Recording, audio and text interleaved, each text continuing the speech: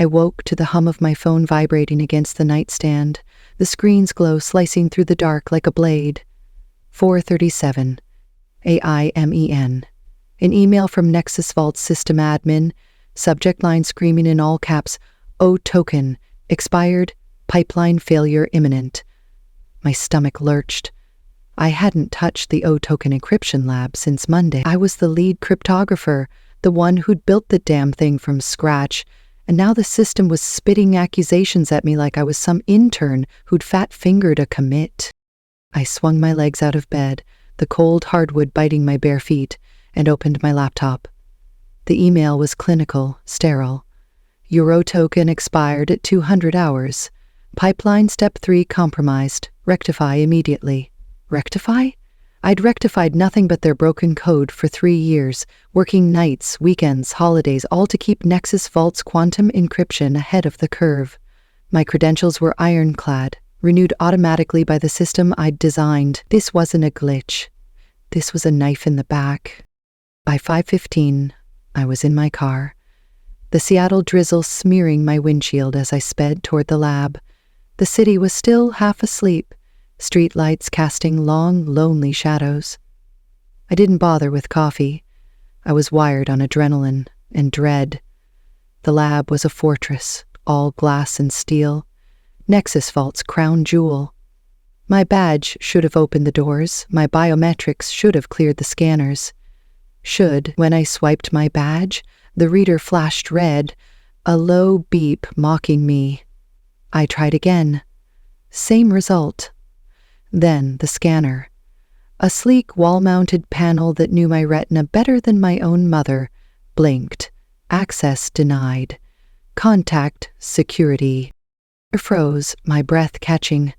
Above me, a drone whirred, its red eye recording every second of my failure.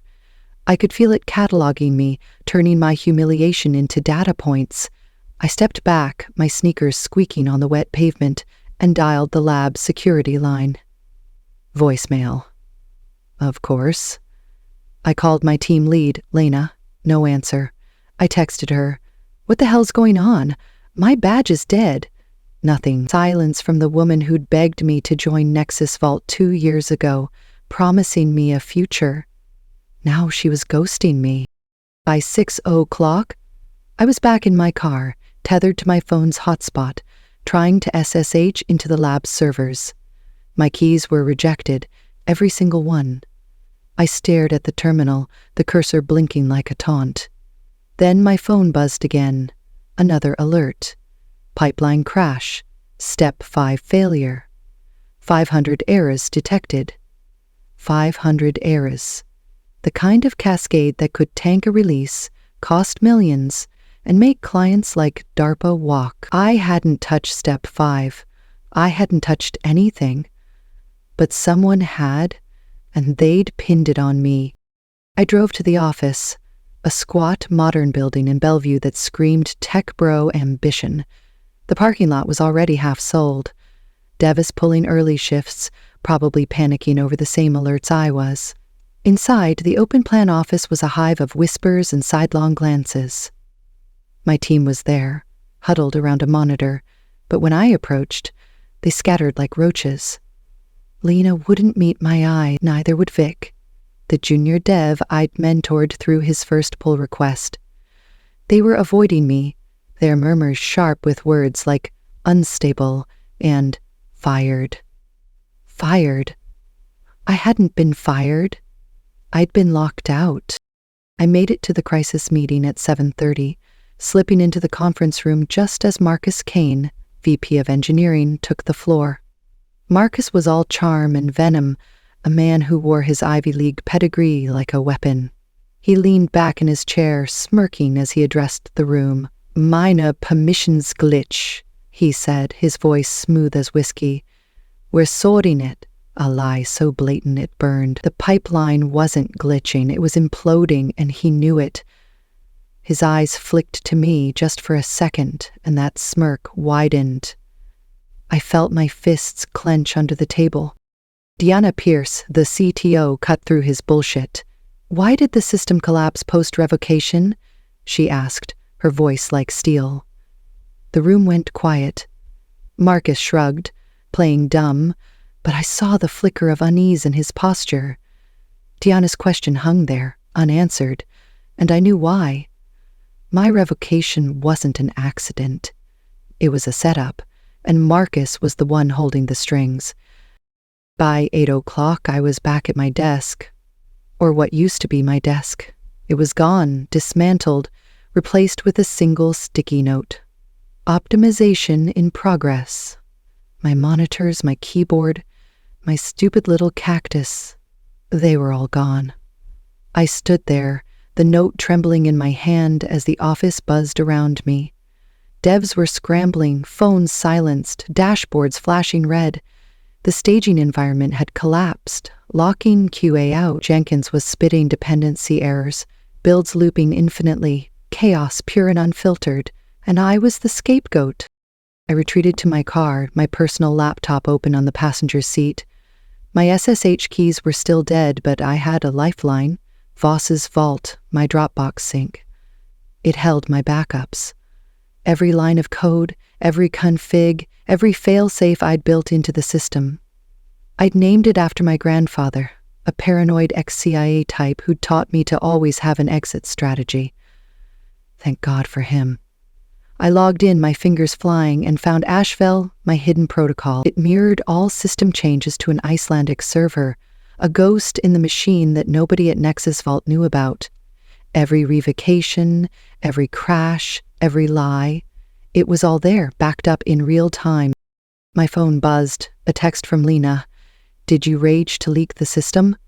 I laughed, sharp and bitter. Rage to leak? No. My sabotage, if you could call it that, was surgical, precise. I hadn't deleted anything, I'd just made sure the system couldn't run without me.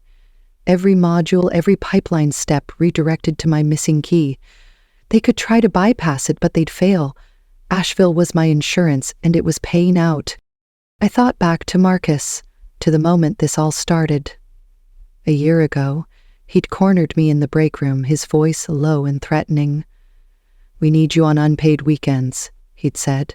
Critical patch. You're the best, Riley. I'd refused. I wasn't his lackey, and I wasn't about to burn out for his ego. That was the moment he'd marked me, the moment his vendetta began. Now here we were, his smirk and that meeting a confession he didn't need to speak. By 10 o'clock, the office was a war zone. Debs were shouting, managers were sweating, and the Friday audit was looming like a guillotine. Without the pipeline, Nexus Vault had nothing to show. I monitored it all from my car, my laptop tethered to my hotspot, watching the chaos unfold. Then I saw it. An email from Marcus forwarded to a rival firm. He was planning a merger, planning to steal my work and pass it off as his own, but he'd made a mistake. He'd BCC'd me, archiving his betrayal in my inbox. My phone buzzed again. An email from Diana. Meeting at noon, miscommunication. Let's fix this. Miscommunication. I forwarded it to my lawyer, my reply short and cold. Wrong, badge revoked. Let them stew on that. As I typed, another alert hit. Root privilege escalation detected. Rollback initiated by original author. That was me. My failsafes were working, making their sabotage look like incompetence. I leaned back in my seat, the rain drumming on my roof. Somewhere in the lab, a phantom script, PulseGuard, was pinging my private endpoint, a weekly check-in I'd buried in the system. Somewhere in Iceland, my decoy AWS account, Frostbite Analytics, was syncing every move they made. And somewhere in that office, Marcus was realizing he'd underestimated me. They'd tried to erase me, but I was the ghost they couldn't kill. This wasn't over. Not by a long shot. The rain had stopped, but the air in my car was thick with the kind of tension that makes your skin itch. It was 11:45 IEM, 15 minutes to Diana's meeting, and my laptop screen glowed with the latest alert. UN Ocean Doctrine on error log. Detected. Seek adult supervision.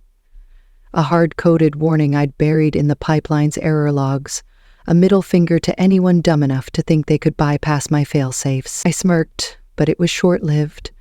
My phone buzzed. Slack, the company channel exploding. Riley tanked the system. She's gone rogue. Fired, for sure. Lies, all of it. But the mob was forming, and Marcus Kane was fanning the flames. I'd seen his meltdown through a cracked war room window, his face red, veins bulging as he screamed my name like a curse. "Riley's sabotage!" he'd roared, slamming a fist on the table, monitors flickering behind him. The Debs shrank in their seats, but I caught Lena's glance. Guilty, fleeting, like she knew more than she'd admit. Marcus was unraveling, and I was the ghost haunting his collapse. My traps weren't sabotage, they were prior configurations, built into the system's DNA. Legal had my back. My lawyer had already framed Asheville as a defensive protocol, not a weapon. Marcus could rage all he wanted. He'd lose. I closed my laptop and drove to a coffee shop 3 blocks away, the kind with bad Wi-Fi and worse lighting, perfect for staying invisible. My plan was insane, but insanity was my currency now. I opened a burner email and applied for my own job. Claire Holt, senior cryptographer. Fake resume, fake LinkedIn, but every credential mirrored mine, down to the obscure quantum encryption certs nobody else in the industry had. I hit send, my pulse thrumming. If Marcus wanted to erase me, I'd make him beg me back. By 2:00 p.m., I was in the Nexus Vault lobby, disguised in a blonde wig and glasses, my Claire Holt badge clipped to a blazer I'd bought at Goodwill. The interview was with Marcus himself, and when I walked in, he looked like he'd aged a decade overnight. Pale, shaken, his tie loose like he'd been pulling at it. He didn't recognize me. Not yet. I sat across from him, my voice pitched higher, softer, playing the eager candidate. "I hear you're replacing someone," I said, tilting my head. "What happened?" He flinched, his pen tapping the desk. "Disgruntled employee. Unstable. Tanked our pipeline." His lie was rehearsed, but his eyes darted to the door, like he expected me to burst through. I leaned forward, my smile sharp. "Sounds like she was critical. Why'd you let her go?" He froze, and I slid a USB drive across the desk. Slack DMs, server logs, his own words plotting my ouster.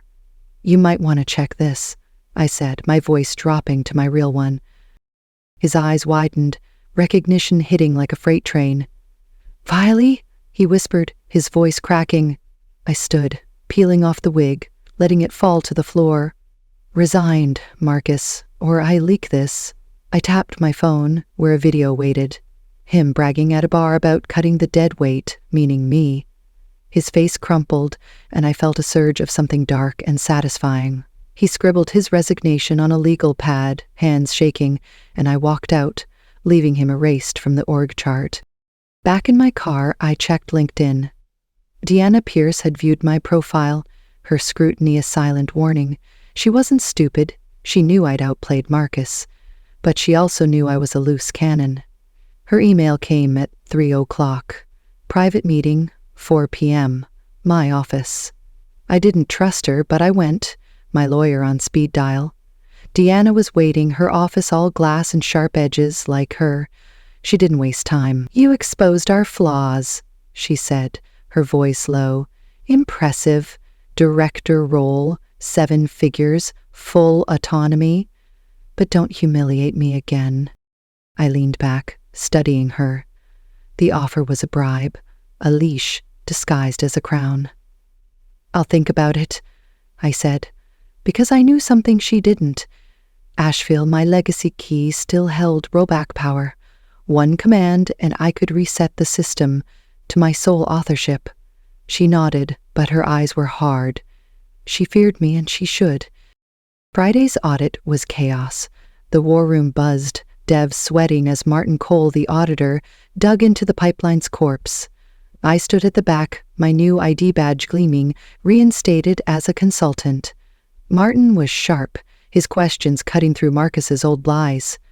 "Pulse guard," he said, pointing to my phantom script. Who owns it? I smiled. Me. It's a monitoring tool. A half-truth, but he bought it. Then Jenkins crashed again, logs reappearing under my new ID. The room froze. Diana's gaze burned into me, sensing my deeper control. That night, I got word. Marcus's new firm, built on my stolen templates, had tanked. Their pipeline failed, mirroring Nexus Vault's collapse. Poetic. I didn't sleep. By Saturday, I was in my apartment, migrating the system to Phoenix Pulse, a ghost pipeline I'd built in secret. It went live at 3 a.m., flawless, every module humming under my keys. Slack lit up with praise, but Diana's DM was a warning. No more game. I replied, next time I'll own the fire department. The company was a tinderbox. Pulse pings showed Diana and an internal user, Lena, maybe, trying to clone my environment. I triggered Iron Veil, pausing all builds, a message flashing across every dashboard. Autonomy is earned. Slack erupted, PR scrambled, and I watched from my couch, a glass of bourbon in hand. The board called at noon, offering a partnership deal, IP ownership, my name on the patents. I accepted, but not before revealing Ashroot, my final trap. A reset switch that could wipe the system back to my original code. Diana met me Sunday, her respect grudging but real. You're untouchable, she said, but stronger foes are coming. I grinned. I'll burn the kingdom first. As I left, a final pulse ping hit, an unauthorized mirror blocked by my system, proof I was still in control. The game wasn't over, but I'd won this round, and I was just getting started. Seattle's skyline glittered beyond my apartment window, a jagged constellation of glass and steel that pulsed with the city's restless energy. It was past midnight, and the world outside was quiet, but inside, my laptop's glow cast long shadows across the room. Ashroot's code filled the screen, a labyrinth of logic and power, each line a testament to the war I'd fought and won. It wasn't just a failsafe. It was a guillotine, a reset switch that could erase Nexus Vault's system and restore it to my original vision. My authorship, my rules. I leaned back in my chair, the weight of the past week settling into my bones, but my pulse was steady, alive with the certainty of control. I'd walked through fire to get here. Marcus's betrayal, his smug smirk as he tried to erase me, still burned in my memory. I'd outplayed him, turned his vendetta into his downfall, his resignation a trophy I hadn't needed to frame. Lena's accusations, the whispers of unstable and rogue, had stung, but they'd faded against the truth. My traps, my precision, my victory. Diana's offer, 7 figures, a director's title, autonomy, was a gilded cage, a bribe to keep me leashed, but she'd seen what I could do, felt the tremor of Ashveal and Ironveal, and her grudging respect was sweeter than any contract. The board's deal, granting me IP ownership, was the real prize, but Ashroot was my true power. It wasn't just leverage, it was a promise to myself. No one would cage me again. The rain started again, a soft patter against the glass, and I thought of the chaos I'd left behind. The war room's panic, Jenkins' endless errors, the auditor's sharp questions, they were all ripples from my hand.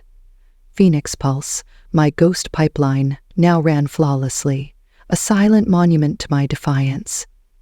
Slack still buzzed with praise, but I knew the undercurrent of fear. They'd seen what I could do, what I would do if pushed. Tiana's warning lingered. Stronger foes were coming, she'd said, her eyes hard with the weight of battles I hadn't yet fought. Rivals, regulators, maybe even Nexus Vault's own board. They'd circle soon, smelling blood. But I wasn't prey. I'd built this kingdom, and I'd burn it before I let it fall. My phone buzzed, a final pulse ping from the system. UN authorized mirror blocked. Ingredity secured. I smiled, a slow, fierce thing. Someone, Lena, Diana, or a faceless dev, had tried to clone my environment again, and Ashrud had stopped them cold. It was proof, unyielding and absolute, that I was untouchable. Not because I was louder or stronger, but because I was smarter. Always one step ahead, my traps woven so deep into the system they'd never unravel me. I closed my laptop, the screen's light fading, but the fire in me burned brighter than ever. This wasn't the end. The game was bigger now, the stakes higher, the enemies sharper. But I was Riley Voss, the ghost who'd turned their machine against them, the architect of their chaos and their salvation. I'd faced erasure and come back swinging, my name now etched into patents and pipelines alike. If they came for me again, I wouldn't just fight, I'd rewrite the rules, reset the board, and build a world where no one could touch me. The rain fell harder, the city's heartbeat echoing mine, and I knew this was only the beginning.